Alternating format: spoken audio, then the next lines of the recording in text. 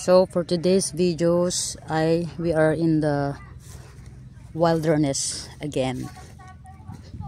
Ayan, kung makikita nyo, yung mga boys they are sitting up kasi nga they are going to start to do the planting. Oh, look at this. Marami kami mapagtatamnan ng gulay ngayon. Oh, ang galing.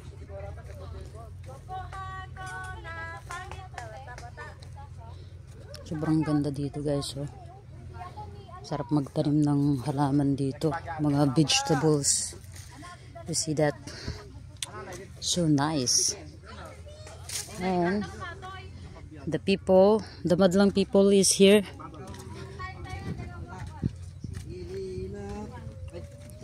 So we are going to eat our food here with the peoples. Ayan. Ito ang aming kitchenamics, and our elevated table. Oh, ang ganda, oh. Dito yung mga maantol. Yung mga maantol at maampak ay nandito. Ayun po si Boy Negs. Ayan. Ayan. Sabay-sabay tayo sa ano ko. Ayan. So, we're just going to eat a simple food. Ito, meron kaming prutas. May prutas ata. Nung isang araw pa ata, di ba? Isang araw. The mustard. Ito. Ganda ni Makadomingon. Oh, meron kaming sardines cans, mega sardines. Tapos, flex natin ang ating pagkain. Ayan, si Miteo. Ayan, ito ang aming isang tuniladang kanin. Oh, pakwan.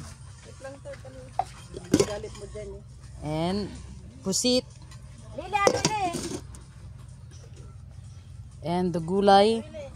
So yung gulay namin ay galing lang sa bakuran namin.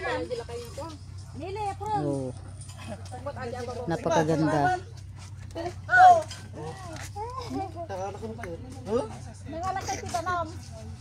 Danumpay kami dalaw. Alin, mamuli nata? Ano man yata danong tayon? Hugas. Tapos si Gorgoloid. Ito po si Gorgoloid. Paggabi mong guloid.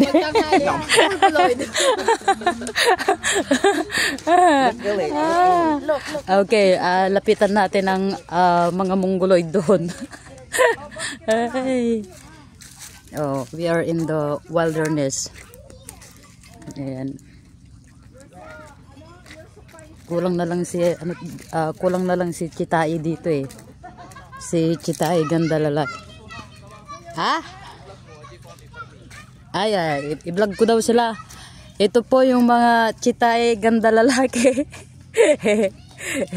The Bruno dog. Lasika. Ay, ito para. Panoorin nyo po mamaya yung farming namin para matuto ko kayo kung paano magtanim ng mga gulay. Yes, right. Watch out and learn. Watch and learn and listen. Sa ngayon po kakain muna kami. Sa ngayon po kakain muna ng mga mongoloid. Ayan. Ito po si Mang Chita. Mang Chita at Mang Chito. Ay, po.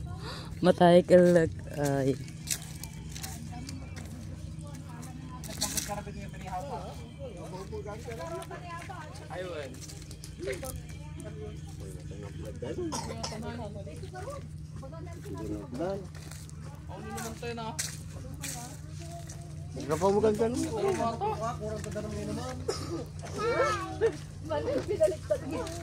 Oo na. Ayan si Mudra nagagulay. Ne, adagam tikod tuy. Gote parya. Yun, look at this. Wow. Nag-meet man natin ng gote parya. Oh, di ba? Lahat ng ulam nandito na. Mga wild vegetable. Ayan. We're in the wild. Ay, kalakas pa nini. At ito ang aming prutas. Dessert namin yan mamaya. So, okay.